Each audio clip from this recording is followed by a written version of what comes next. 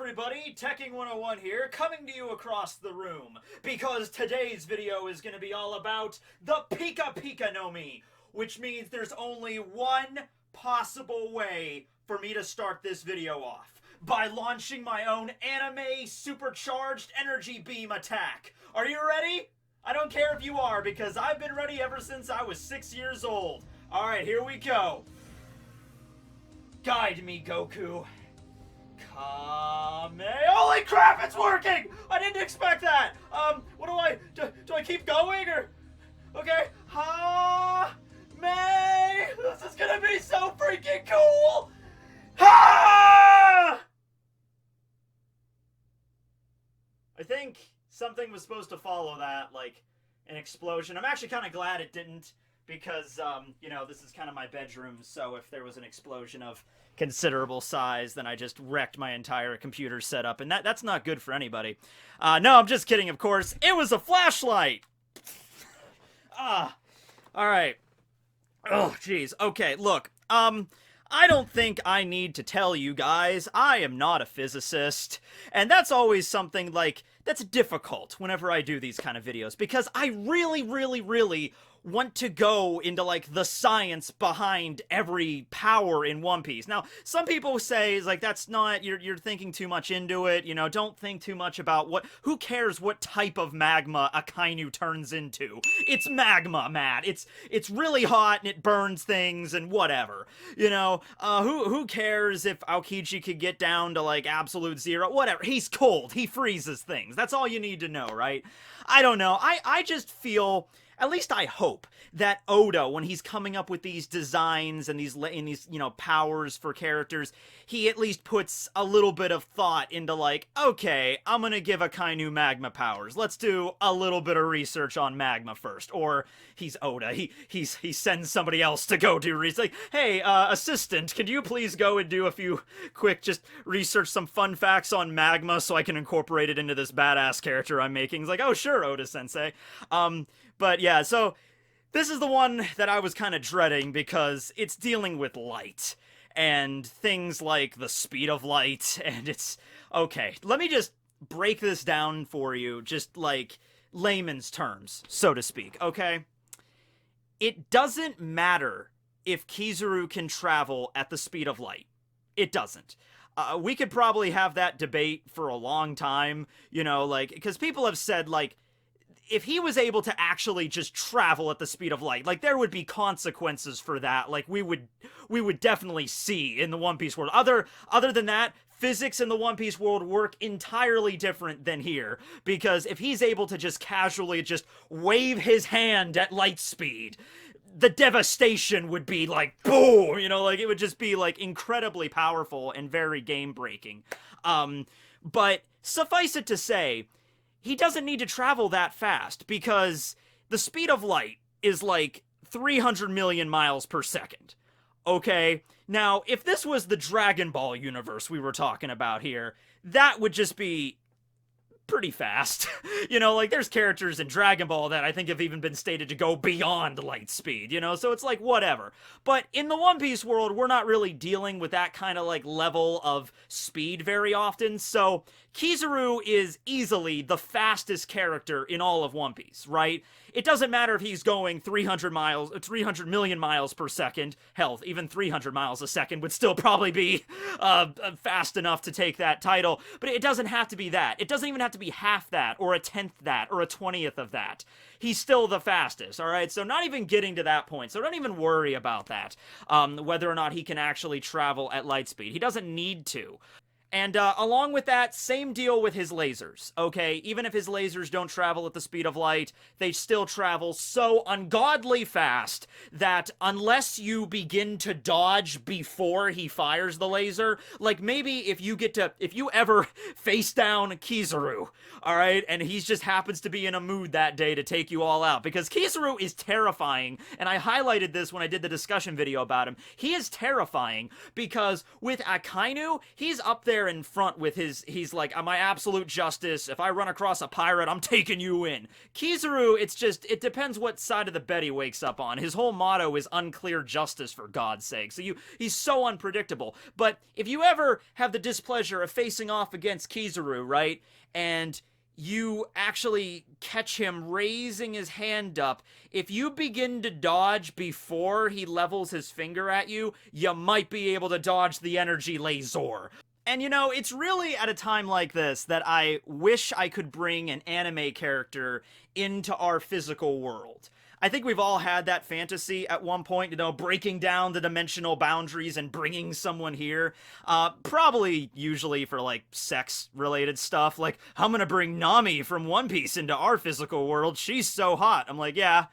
I mean, do you have a lot of money? Because if not, she's probably just gonna maybe knock you out and then, like, chain you to the bed, which sounds kinky in theory, but then you wake up a few hours later and all your stuff's gone. So, yeah. But in this situation, it's not for the kinky stuff. I would really want to bring Senku from Dr. Stone into our physical world. Not just because I think we would get along, he seems like a cool guy just to chill out with, but also he would know all this stuff, like, Senku, can you just kind of, like, sit here, and if I screw up the explanation, how about you just explain the speed of light to people? Here you go, But, unfortunately, we don't have that, so I guess I'm just going to have to do the best I can. Probably gonna screw it up at some point, but you know what? That's where the fun in this lies, I guess. You know what? Let's start off with the thing I discovered today that was the most surprising out of all of this, okay? So, did you know, maybe you did, maybe you didn't, the word laser, did you know that word is an acronym? Meaning each letter of the word stands for another word and it just combines into laser?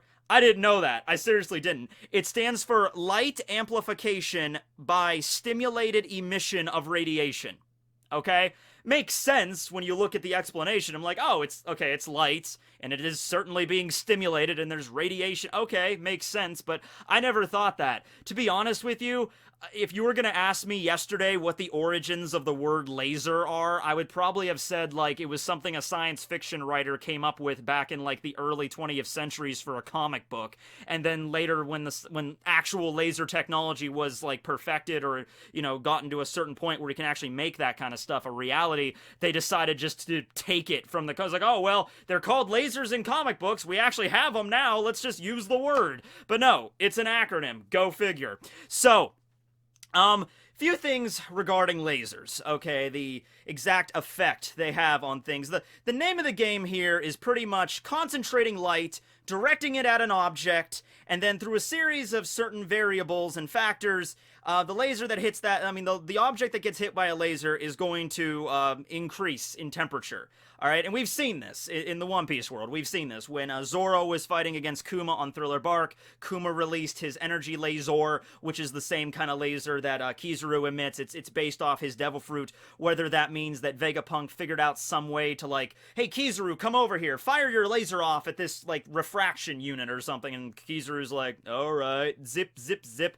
And then Vegapunk figured out some way to harness that laser power and then put it into a pacifista, or he just saw the laser that Kizaru was capable of creating and then just, he was inspired to create a replica of that. One of the others, it doesn't really matter how he came about it. The lasers that the pacifistas fire off and the lasers that Kizaru fires off are identical. It's just, I would assume Kizaru just has an infinite, output of them. He has like an infinite power source. He could just keep firing them off as much as he wants. The pacifistas might have a certain battery or something. Like if they run out, then they run out. They're useless.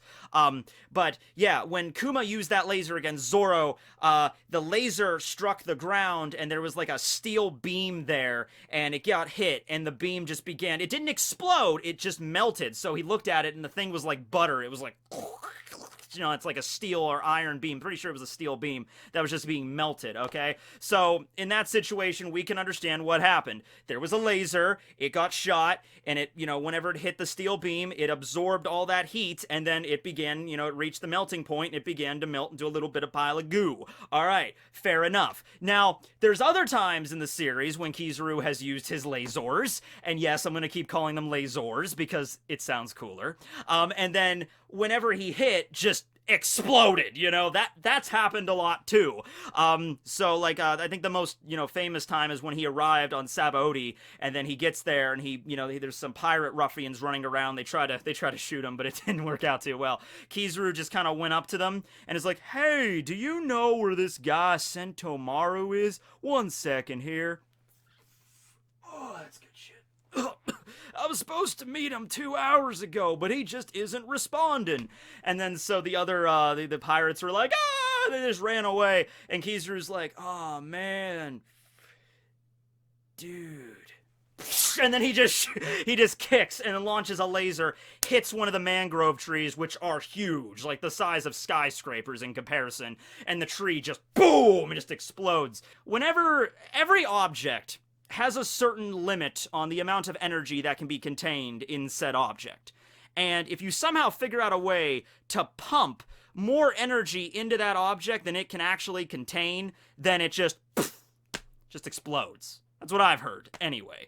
And the comparison that they used for this was the Death Star in Star Wars. How you have the Death Star that is capable of destroying a planet. And what does it do? Well, it takes this it's actually a very concentrated laser if you see it in the movie. It's like that side of the Death Star has like that radar dish. And then all these lasers come from different sections of the dish, hit the center, and it's just one laser that's really not all that. It's not like a wide laser, which makes sense because one of the variables that affects a laser's power is the width of said laser. So if you have a laser that's really wide, probably not going to do as much damage as you want it as concentrated as possible to deal as much damage. So that laser from the Death Star concentrates, hits Alderaan, and the theory is that when it hit it, it just pumped enough energy into the planet, and it just blew because it couldn't contain that much. So that might be something else we're going with here, where Kizaru can control, if he can control the output power, which is the other variable, it's the width of the laser as well as the output power of said laser. If Kizaru, every laser we've seen him do is fairly narrow, fairly concentrated. I mean, his Yata no Kagami ability, that's when he takes his hands and it creates like a much more wider laser, but that's not really used for attacking, that's used for transport. We'll get to that in a second. But most of the lasers we see Kizaru doing, he just sticks out one finger and it's a very concentrated beam blast, and that's the same thing he used on the Sabaody when he blew up that mangrove tree, so we can assume he just pumped a bunch of energy into that thing, and it got to the breaking point, couldn't contain it, and just blew. And then that's what happened there. Kind of mean when you really think about it there, because like Kizaru was like, oh, they were just a bunch of pirate riffraff, and he released an attack that devastating against them. That's the scary thing about Kizaru. You never know what the dude's gonna do. You just never do.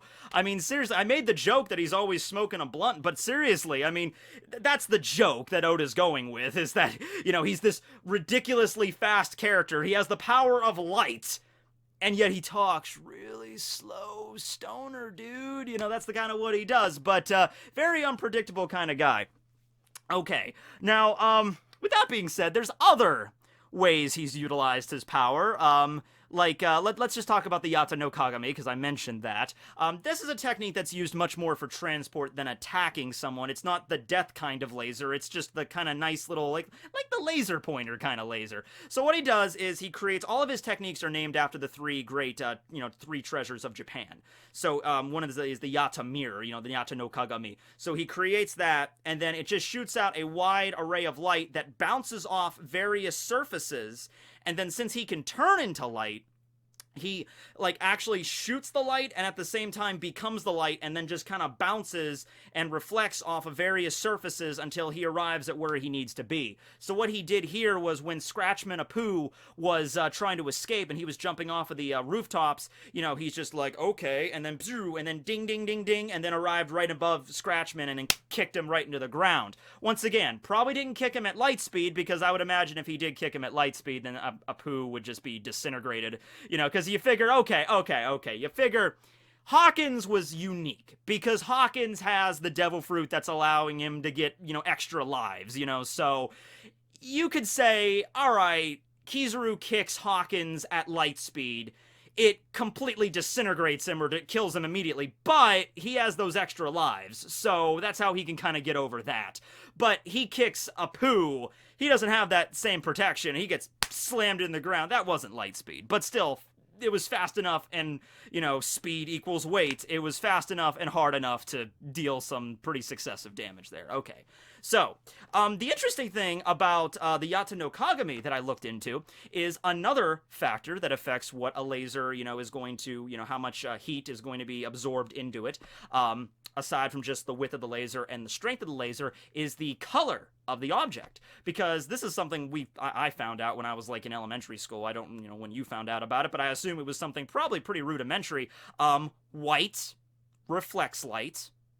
Reflects light better. It's not like it reflects it 100%, but you know what I mean. Like, white reflects light better than things that are black, which absorb light, okay? This was something I didn't even learn this in school. My parents told me about this because I was a little kid, and I remember we went to an amusement park or something, and I was wearing a black shirt, and it was in the middle of the summer, and I was, like, complaining it was really hot, and my dad explained to me, he's like, oh, well, that's because you wore a black shirt, and, black absorbs sunlight, and I think I was afraid I was gonna like boil like a chicken or something. I was a kid that was really weird with that kind of stuff. Remember those old commercials with fruit gushers? You remember fruit gushers? I think they're still around. The old '90s commercials for fruit gushers would be the kids would eat them in the commercial and their heads would turn into the fruit. So it's like, these are watermelon fruit gushers. Pop, and their head would turn into a freaking watermelon. I was afraid to eat fruit gushers as a kid because I was afraid that was going to happen to me. My head was going to turn into a fruit, and then it was going to, like, rot, and then, like, flies were going to gather all around my head, and it's like, man, I really want to try fruit gushers, but I'm afraid that my head's going to turn into a giant strawberry. Yeah, but anyway, this is a video about light, right? Like, okay. But yeah, the color of said object affects how light is going to, the lasers are going to affect it. So I was looking at when Kizaru did the Yata no Kagami shit, and the buildings that were, reflecting the light were, at least in the anime, because in the manga you never know, but in the anime they were, lightly colored white buildings. So I'm like, oh, that's kind of interesting. So I wonder if Kizaru would have a limitation like that. That actually might not be a bad weakness for his fruit, because Kizaru's fruit is incredibly OP. He's the fastest character in One Piece. His attacks are also the fastest. It'd be like, is there anything that could balance this out? Some weakness that he can't use his powers in a certain location or something. And I'm like, maybe if because people always throw Kizaru up against Blackbeard because Blackbeard has the power of darkness. Blackbeard might be able to do a hard counter to that. Not even just like what you would think of, like, Kuro Ozu, I'm going to suck you in, Kizaru, but just like, I'm going to fire off a laser beam, and Blackbeard can just... It's like, there you go. We're not even going that far with the actual darkness devil fruit. So, for example, if those buildings on Sabaody were black in color, with the Yata no Kagami ability might not have worked. Or if it did work, it might not work as well. Or it might be a little slower because the light is not being reflected. It's being absorbed into those buildings easier. Who knows? Maybe it would. I don't know. Let's talk about this right now. Okay. E equals MC squared. Oh boy. I look at this and I'm like, Matt, you're a communications major, okay? And it's not even like you got straight A's in that field. You are not qualified in the slightest to talk about this. Alright? Albert Einstein, I am sorry. I have no idea where you're buried in the world, but I feel right now Albert Einstein's skeleton is just... It is like shifting in his coffin, like, oh no, please. Like, okay, let's start slow, alright? E equals MC squared. Energy equals mass times the speed of light squared. Okay. So, to break it down simply enough, and what was so really revolutionary about this was that energy and mass are interchangeable. Okay? So anything that has mass can be converted into pure, raw energy. Alright? That's why it was such a big deal. Like, holy crap, that's a big deal. Alright. So, from the way I understand this, the speed of light squared. The speed of light is pretty big number, I would imagine. Pretty damn big number. You square that, and it's even a bigger number. Okay? So, I have a little rock here. I'm going to assume, and this is where you can correct me on this, but I'm going to assume if Kizaru had this rock and he could convert this rock, the mass of this rock, down to pure energy somehow with his devil fruit, the energy yield of this tiny little pebble would be immense. Because that's the way I'm looking at this. This is the way I can figure, like, okay, energy equals mass times the speed of light. If you're timesing by the speed of light in general, it's going to be a huge number, but you're squaring it, right? So that means this thing converted into pure energy, incredibly powerful, amazingly powerful. I'm not going to try to compare it to like an atom bomb or something, because I have no idea. I just don't know. But pretty damn powerful.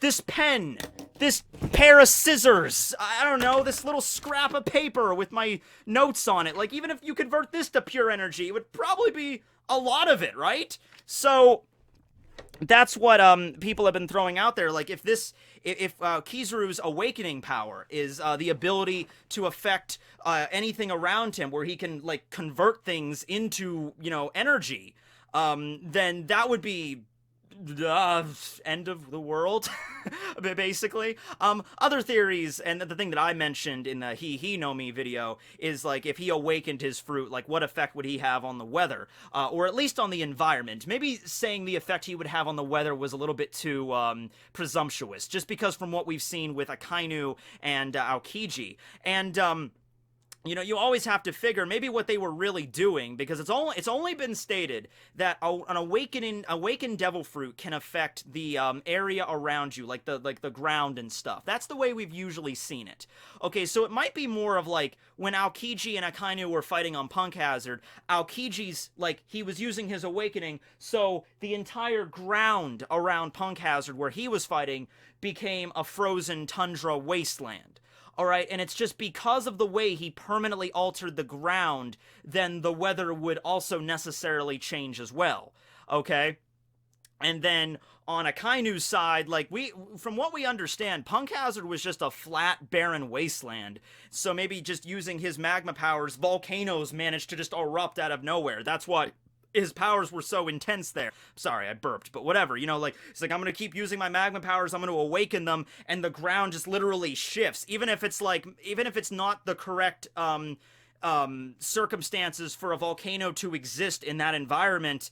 It just happened. Even if the climate is not correct to have, like, a tundra, boom, there you go, Arctic wasteland. Tundras and Arctics, so they're different, but you know what I mean. Like, even if it's like Punk Hazard had a moderately temperate climate, it doesn't matter. It's like the Devil Fruit Awakening overrides all of that. Like, volcanoes just start appearing out of nowhere, you know, with enough magma to, you know, sustain eruptions and stuff. So, with that being said, Kizaru probably wouldn't affect the weather. I mean, he could, but what would make more sense is that anything around him, buildings, rocks, trees, grass, anything like that, light would just emit from those objects constantly. And so that would actually be cool. You could have a place in One Piece like the Shining Island. You know, maybe a previous user of the Pika Pika no Mi awakened it, kind of like with Raijin Island, my theory there, that's constantly being bombarded with electricity. There's a place in the Grand Line. It's the Shining Island where everything glows. And nobody can live there, nobody can get close to it because it's so freaking bright, you can't see anything. You know, maybe it's like, well, why don't you wear sunglasses? Even with sunglasses, yeah, take a pair of sunglasses and try looking directly at the sun.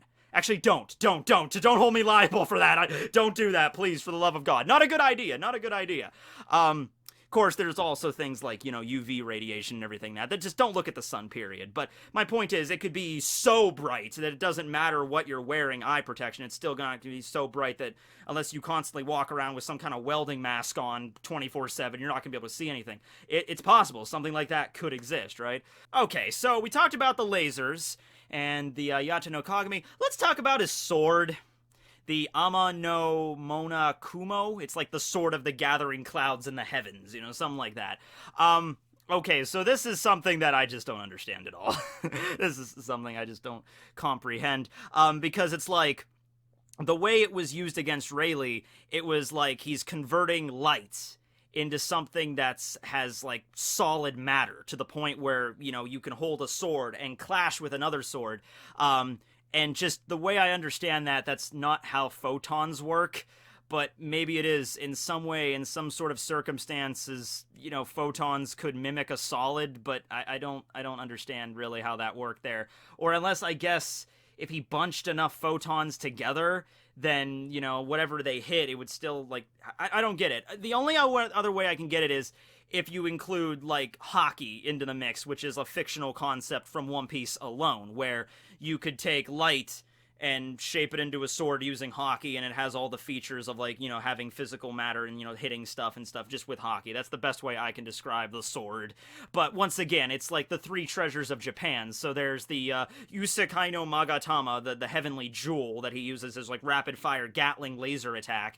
And then there's the Yata no Kagami, which is the mirror. And then there's the sword. So he had to have it, but it's like, oh, just, once again, Oda, like, okay, this might not make any sense, but I'm gonna make a light sword. Why? Because light sword. That's why. It doesn't matter, right? We've also seen him make other things, like a light spear. He used a technique against, I believe it was against X-Drake. He created, like, a spear that had, like, an arrowhead and just, like, pierced X-Drake. Not like he needed to have the arrowhead shape. He could have just lasered him like normal. But hey, if you have the ability to shape light into whatever, and that's the whole point of it. Like, he's the light man. He's the user of the Pika Pika no Mi, the glint glint fruit. So, and that's once again relating to, going back to Aokiji's, it's not the ice fruit, it's the chili fruit. With Kizaru, it's not the light fruit, it's the glint fruit, or the sparkle fruit. And by the way, the reason for that is whenever Oda does his the naming scheme with devil fruits, there's like a very specific like a number of syllables he has in the word. And if it doesn't work, he has to come up with something else. So from what I've heard, like, the word ice in Japanese, just like the literal translated Japanese word for ice, it doesn't fit that naming scheme, so that's why he had to go with chili. And light probably has the same thing. It's the same thing why Perona's devil fruit is not just the ghost fruit, it's the horo no Mi. So yeah, he's the light man. He's the powers of light personified in physical form. He can make anything he wants out of it. Light sword, light shield, light armor if he's feeling very knightly, a light axe, light spear, light handcuffs if he's feeling a little kinky that night. I don't know.